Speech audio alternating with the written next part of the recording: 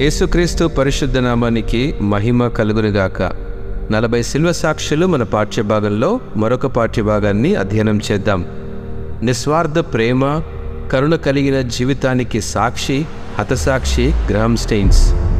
భారతదేశంలోని Australian machinery అయిన గ్రహం స్టెయిన్స్ అట్టడుగు మరియు అణచివేతకు గురైన వారి సేవ ద్వారా క్రీస్తు పట్ల ప్రేమ, కరుణ మరియు అచంచలమైన భక్తి యొక్క సద్గుణాలను ఉదహరించారు. అతని జీవితం క్రీస్తు యొక్క పరివర్తన శక్తికి, నిస్వార్థత మరియు కరుణతో ఇతరులకు సేవ చేయడంలో కనిపించే శాశ్వత శక్తికి శక్తివంతమైన సాక్ష్యంగా పనిచేస్తుంది. 1941లో ఆస్ట్రేలియాలో జన్మించిన గ్రహం స్టెయిన్స్ తన జీవితాన్ని ఇతరులకు, ముఖ్యంగా పేదరికంలో మరియు కష్టాల్లో ఉన్నవారికి సేవ చేయడానికి అంకితం చేశారు. 1965లో అతను మిషనరీ పనికి పిలువబడ్డాడు మరియు అతని భార్య గ్లాడిస్తో కలిసి ఒరిస్సా రాష్ట్రంలోని గిరిజన సమాజాలకు సేవ చేయడానికి భారతదేశానికి వచ్చారు.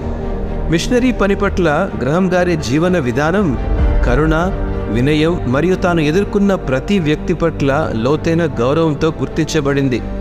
అణగారిన వారికి విద్య, వైద్యంతో పాటు సామాజిక మద్దతు అందించడం, అవసరమైన వారి జీవితాలను మెరుగుపరచడానికి అతను అవిశ్రాంతంగా పనిచేసేవాడు.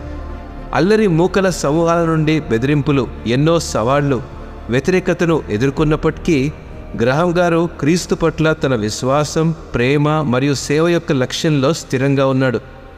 శ్రమల మధ్య కూడా అతను అవసరమైన వారిని చేరుకోవడం కొనసాగించాడు. అతను ఎదుర్కొన్న వారందరితో దేవుని ప్రేమ మరియు కరుణ యొక్క సందేశాన్నే పంచుకున్నాడు. అనుకోకుండా ఒకరోజు జనవరి 22, 1999న గ్రహం స్టెయిన్స్ మరియు అతని 2 చిన్న కుమారులు ఫిలిప్ మరియు తిమోతి తమ కారులో నిద్రిస్తున్న సమయంలో ఆ కారుపై పెట్రోల్ పోసి సజీవ దహనం చేశారు. ఆ రాత్రి తీవ్రవాదుల బృందంచే దారుణంగా హత్య చేయబడ్డారు. అపారమైన విషాదం మరియు నష్టం ఉన్నప్పటికీ హతసాక్షి అయిన గ్రహం యొక్క ప్రేమ మరియు కరుణ యొక్క వారసత్వం జీవించి ఉంది.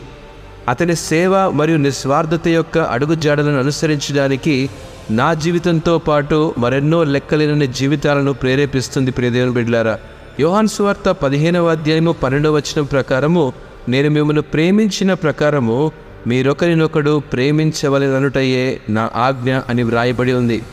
అవును ప్రియదేవుని బిడ్డలారా, ప్రేమ మరియు సేవ పట్ల మన స్వంత విశ్వాసాన్ని పరిశీలించడానికి గ్రహం స్టెయిన్స్ జీవితం సవాలు చేస్తుంది.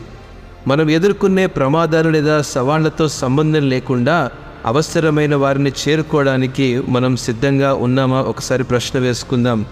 ఇతరులతో మన పరస్పర చర్యలలో క్రీస్తు ప్రేమ మరియు కనికరాన్ని మనం పొందుపరుస్తామా? వారికి వినయం మరియు నిస్వార్థతో సేవ చేయగలమా? ఒకసారి ఆలోచన చేద్దాం. గ్రహం స్టెయిన్స్ వలె మనం చేసే ప్రతి పనిలో ప్రేమ, కరుణ మరియు క్రీస్తు పట్ల అచంచలమైన భక్తిని అలవర్చుకుందాం.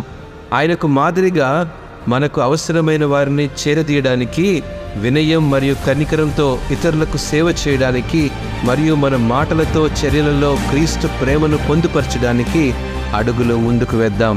ఇటు మాటలను దేవుడు ఆశీర్వదించునుగాక. ఆమేన్.